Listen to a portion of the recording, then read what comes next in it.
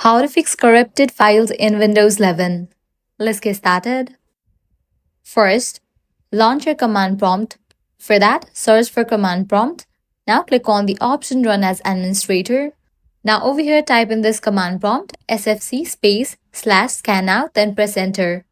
This will scan your Windows system files and automatically fix any missing or corrupted files. Let it run to 100%, it might take several minutes. Once SFC is done, run another powerful tool, DISM. Type in this command prompt, DISM /online /cleanup image /RestoreHealth. This scans deeper into the Windows image and repairs damage that SFC might have missed. Again, let it complete 100%. Now use error checking tool. Open Files Explorer, head over to the C drive. Navigate to the option Properties by right-clicking on it. Then head over to Tools tab. Click on Check. Clicking on Check scans the drive for the file system errors and fixes them automatically. Next up, reinstall Windows components. For that, click on Start menu and search for Settings.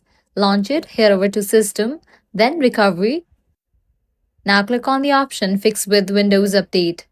This restores system files using the latest updates and keeps your personal files safe. Lastly, reset this PC. Once you're in the settings, search for Reset this PC. Once the option appears, click on that. Now click on the option Reset PC. Select Keep My Files and Local Reinstall.